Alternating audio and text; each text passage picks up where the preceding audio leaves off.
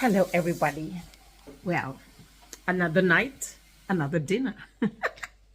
So it's dinner time again, and tonight, first time! Oh my goodness! Nag-try lang ako. Tingnan natin kung ano magiging lasa niya. Siya ay tuna sisig. There you are! Kita mo naman, o diba? Napakadali lang niyang gawin. Tuna na delata. At meron akong kalamansi galing sa aking puno. O diba, napakasimple niya. Ano lang siya, sibuyas at saka tuna. May powdered garlic at saka powdered paminta.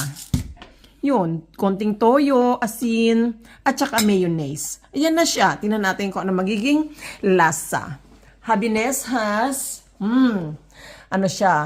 nutritious din yung kanyang dinner. Siya ay merong lamb, yan na naman siya, karne, yung sayote. Nilaga lang niya yung sayote.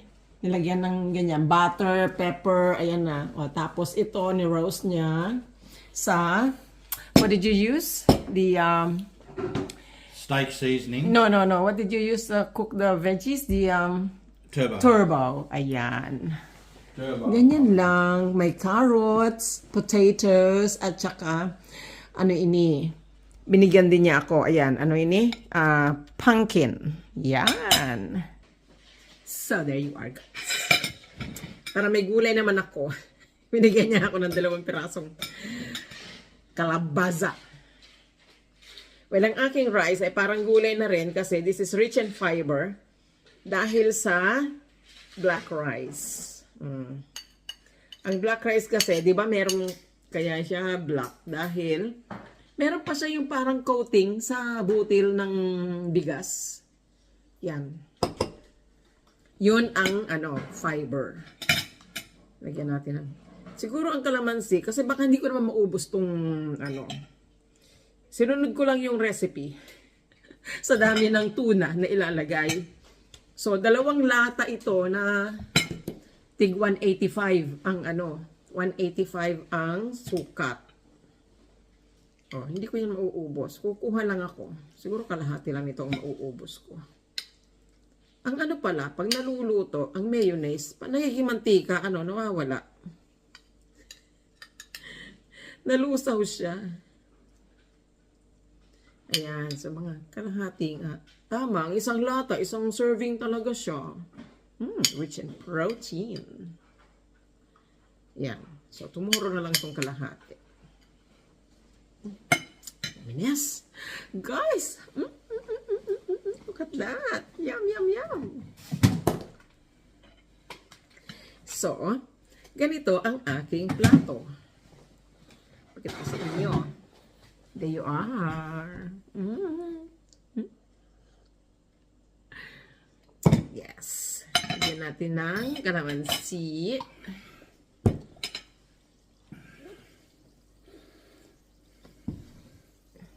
Bango ng kalamansi talaga. Yum.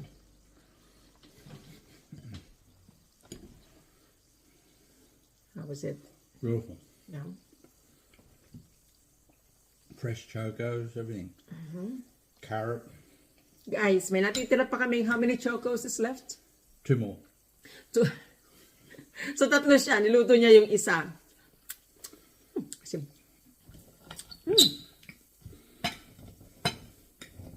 Ayan, natitira pa namin. Actually, wala na yung vines talaga. May mga bagong tubo ngayon, wala pang bunga. So, hindi na yan mamumunga kasi winter na.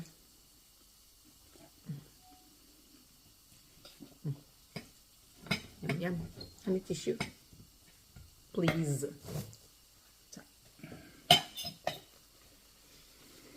Here we are.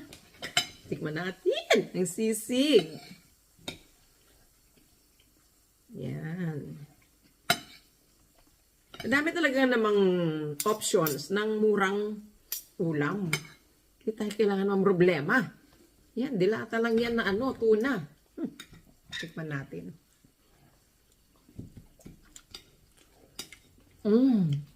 What a taste, honey. Yeah.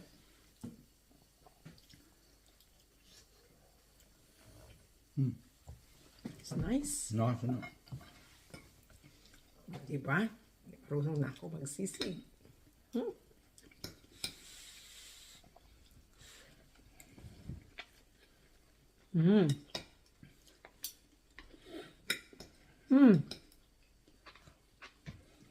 Yum.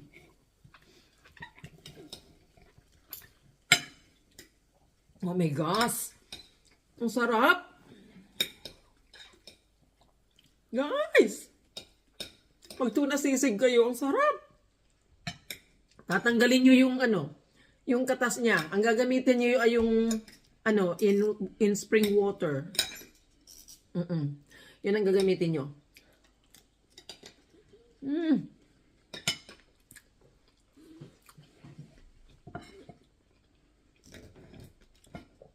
I-drain nyo yung water. Tapos pigain nyo pa siya. Kasi kailangan dry siya para hindi tumilamsik. Ipiprito nyo siya. Ang sarap, guys. Napakadali pang gawin. Bakit ngayon ko lang itong ginawa? Nakita ko na to dati sa YouTube. Ginaya ko. Sinulat ko, kinopya ko. Yung ingredients, wala nga sukat eh. Kung ano lang yung ingredients. Tapos kanina, bago ko lutuin, sinigurado ko, binuksan ko ulit yung YouTube. Sinilip ko, paano ginawa. Apakadali.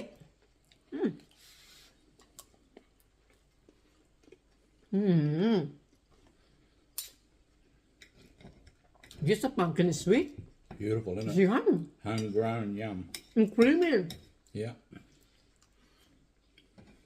Guys, itong kalabasa, homegrown. From our backyard. Ang sarap. At wala siyang seeds. No seeds. Sarap. Oh, wow.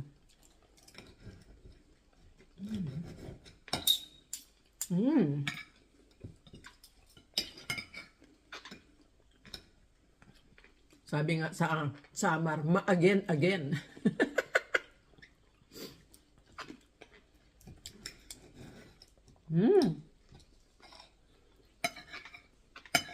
Wow. I will cook this again, honey. Amen. And this is good enough for the two of us, see? This other half, because you have lamb tonight, this other half is still plenty Eat, yeah. for tomorrow. Sarap.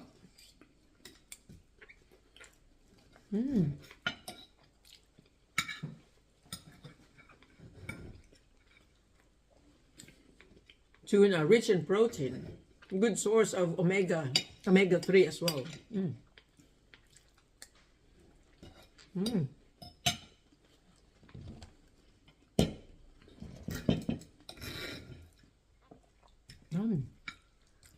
Oh, this pumpkin is unbelievable, honey.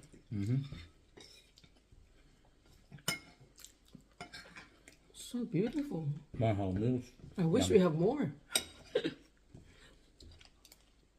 Oh, we've got plenty more. No, Oh, cooked. fruit Oh. We've still got two big ones out there. in the vine. Still got two big ones out there. Yeah, but I think that's different. Yeah. Same.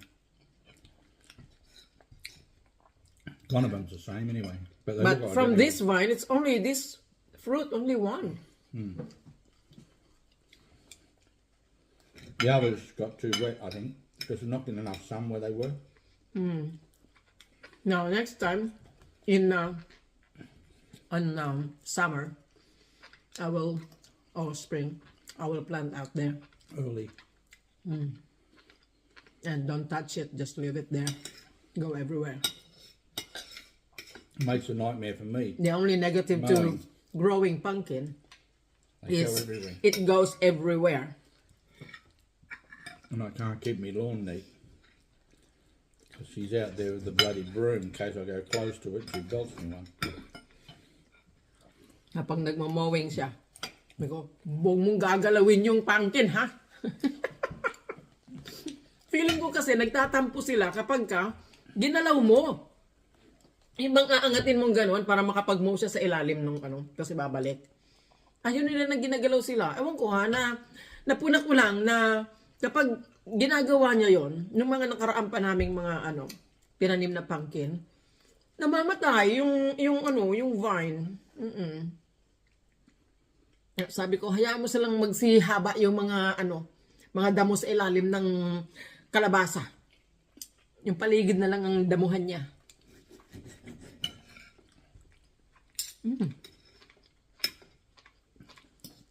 Guys, hindi ako nagbibiro. Ang sarap. Ang sarap niya.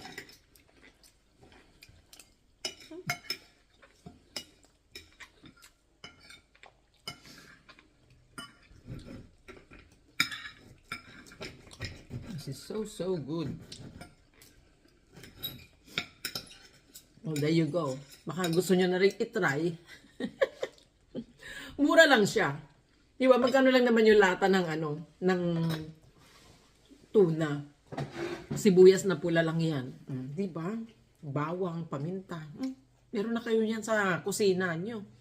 Ayan na, ulam na siya. Mayonnaise. Yumminess, guys. Okay. I'm going to finish my dinner and I'll see you next time. Have a good day.